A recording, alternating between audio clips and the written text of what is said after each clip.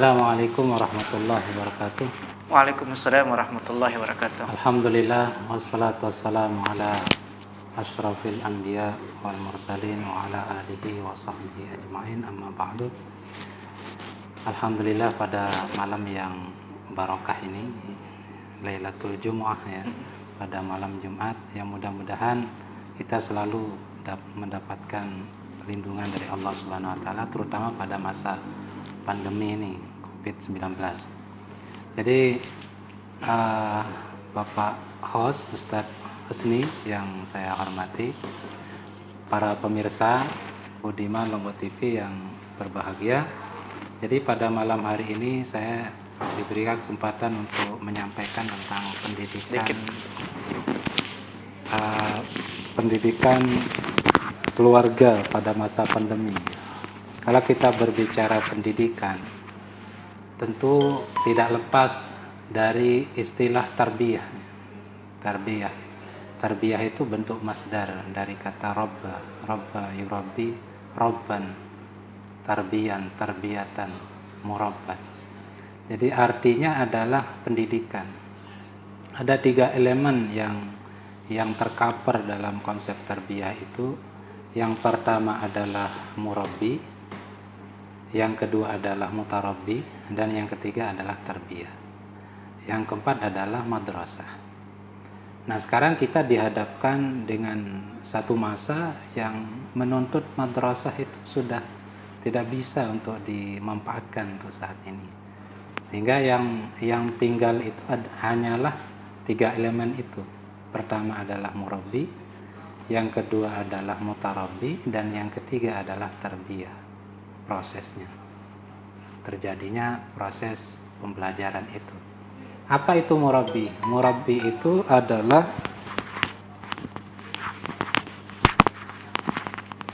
HP Ustaz, saya kira HP saya. Murabbi itu adalah orang yang memberikan pendidikan. Jadi seorang guru, seorang ustadz, seorang tuan guru, seorang kiai, atau bisa saja kedua orang tua. Kenapa kedua orang tua bisa masuk dalam kategori murabbi? Karena madrasatul ula, ya, madrasah pertama kali yang harus ada pada seorang aulad, anak itu adalah bapak dan ibunya. Jadi bapak dan ibu itu berperan aktif membentuk karakter anak ketika dia berada di rumah, esensinya sebelum terjadi COVID ini. Tetapi sekarang kita dituntut orang tua harus pull up, memberikan bimbingan terhadap anaknya. Jadi semua waktunya kalau bisa dicurahkan untuk bagaimana anak itu betul-betul menggunakan waktunya untuk masa depannya. Entah dia dengan belajar ilmu agama, ya, belajar ilmu umum, atau belajar ilmu-ilmu yang lain. Sehingga orang tua, kalau seandainya ada orang tua yang tidak mampu untuk memberikan bimbingan itu, maka sekarang ada sistem daring.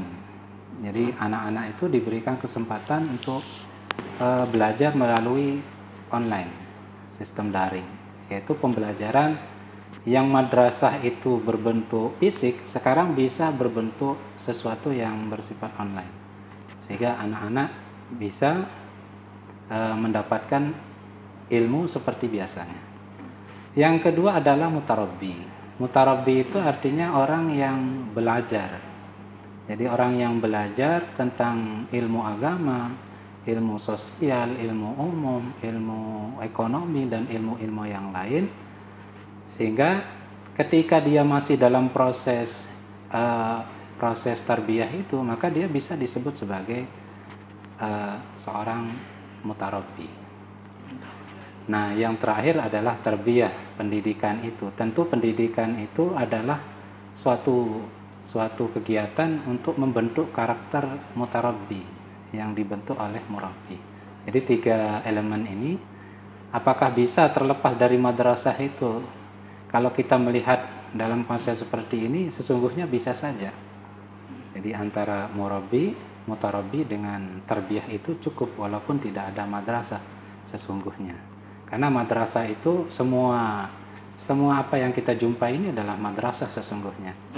Apa saja yang masuk dalam kategori madrasah itu, pertama adalah keluarga. Keluarga itu adalah madrasah. Yang kedua adalah yang termasuk madrasah itu adalah tempat proses pembelajaran seperti sekolah, seperti kampus, tempat kuliah. Yang ketiga adalah masyarakat. Tentu masyarakat ini adalah madrasah yang sesungguhnya.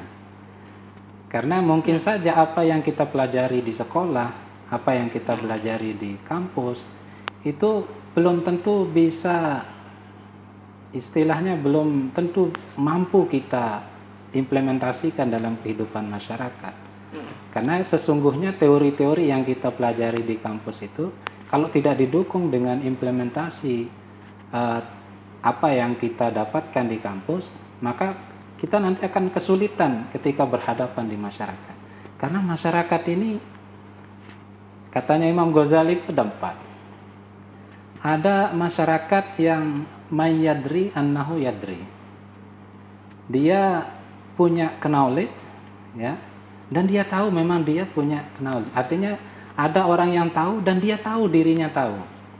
Yang kedua adalah mayyadri annahu la yadri. Ada orang yang tahu bahwa dirinya tidak tahu, tidak punya kapasitas.